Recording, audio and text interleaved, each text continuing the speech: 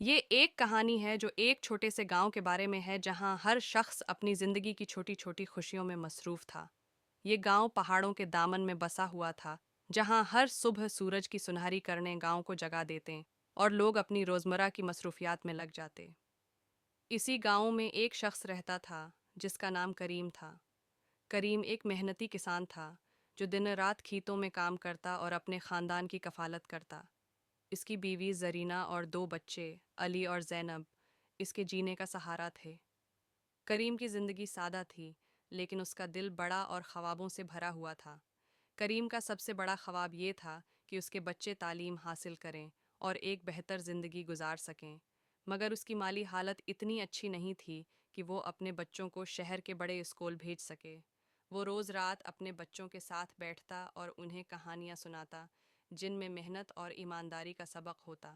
ایک دن گاؤں میں ایک حکومتی اہلکار آیا اور اس نے اعلان کیا کہ گاؤں میں ایک نیا اسکول بننے جا رہا ہے۔ یہ سن کر کریم کے دل میں امید کی ایک نئی کرن جاگی۔ اس نے فوراً فیصلہ کیا کہ وہ اپنے بچوں کو اس اسکول میں داخل کروائے گا، چاہے اسے کتنی ہی محنت کیوں نہ کرنی پڑے۔ جب اسکول بنا اور داخلے شروع ہوئے تو کریم نے اپنی زمین پر زیادہ محنت کرنی شروع کر دی تاکہ اسکول کی فیس ادا کر سکے۔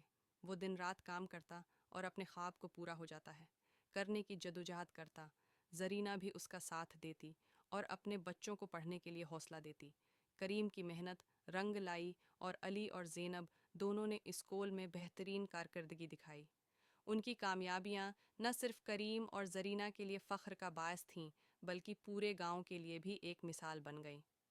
گاؤں کے دیگر لوگوں نے بھی اپنے بچوں کو تعلیم دلوانے کی کوششیں شروع کر دیں۔ کریم کے خوابوں کی تعبیر کا سفر ابھی جاری تھا، لیکن اس کی زندگی میں ایک نیا موڑ آیا جب گاؤں میں سیلاب آیا۔ سیلاب نے کریم کی زمین کو نقصان پہنچایا اور اس کی فصل تباہ ہو گئی۔ کریم کے لیے یہ ایک بڑا دھچکا تھا، لیکن اس نے ہار نہیں مانی۔ اس نے گاؤں کے دوسرے لوگوں کے ساتھ مل کر اپنی زمین کی بحالی کی کوششیں شروع کر دیں۔ کریم کی ہمت اور صبر نے نہ صرف اسے بلکہ پورے گاؤں کو ایک نیا جذبہ دیا۔ اس کے بچوں نے بھی اپنی تعلیم کے ذریعے اپنے والد کی محنت کا صلہ دینا شروع کیا۔ علی نے گاؤں میں ایک چھوٹا اسکول کھولا تاکہ ان بچوں کو تعلیم دی جا سکے جو اسکول جانے سے محروم تھے۔ زینب نے خواتین کو سلائی اور دستکاری سکھانے کا کام شروع کیا تاکہ وہ خود مختار بن سکیں۔ کریم کی زندگی کی یہ کہانی ہمیں سکھاتی ہے کہ محنت، صبر اور امید کے ساتھ کسی بھی مشکل کا مقابلہ کیا جا سکتا ہے۔ اس کی جدوجہد نے نہ صرف اس کے خاندان کی بلکہ پورے گاؤں کی زندگی کو بدل دیا۔ اس گاؤں میں آج بھی کریم کی مثال دی جاتی ہے اور لوگ اسے محنت کا چراغ،